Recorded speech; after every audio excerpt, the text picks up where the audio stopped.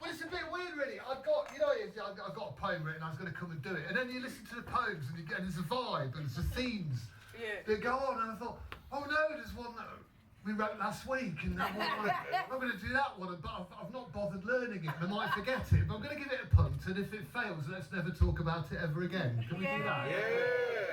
And you'll understand why, because there's a bit of theme of, flag shagging and all that going on, and racism and stuff. And I thought I really want to contribute, And basically, so there's a context, and the context is I was a mental health nurse for many, many years, and then I left and became a comedian for years, and I do poetry, and I do lots of things now, but one of them, I run a comedy mental health group in Kettering. Bit random, but I love it, right? And we run that. And one of our stalwarts, he's a fellow who's in his late 80s, right? And he's an old school anti-fascist, proper old school anti-fascist, right? And when the EDL were attacking Kettering's mosques, he was in the front line, right? And none of them wanted to go near him in case he died and it was their fault, right? And he had a burst ulcer, really. This is a really cheery poem. He had a burst ulcer.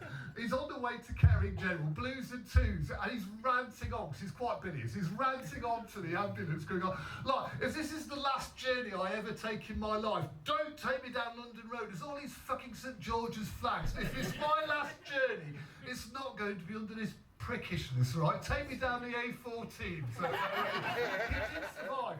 And in the group, we wrote, this poem isn't just written by me, it's written by all of us, right, in this group. We wrote it for him.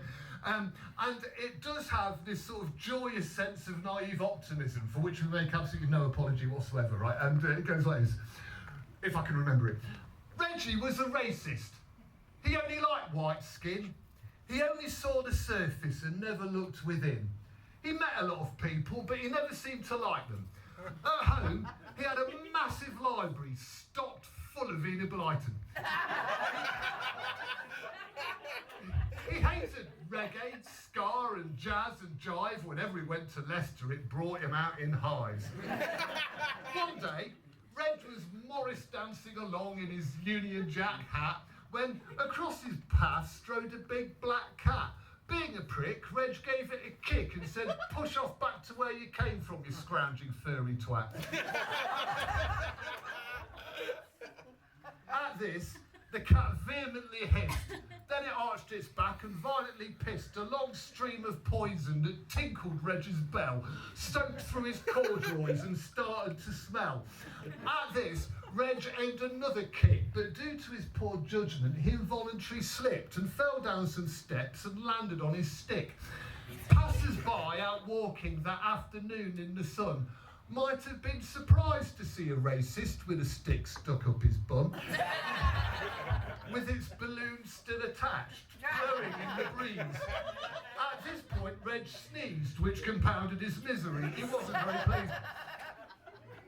Reg stayed on his stick for the next 3 weeks, like a big human toffee apple with various leaks. Folk would bring their families to giggle and peek. And then to his rescue, a specialist came, a man who wasn't like him. Bilal was his name. With patience and care, he pulled the stick from Reg's bum, but it did start to bleed, so he put in his thumb.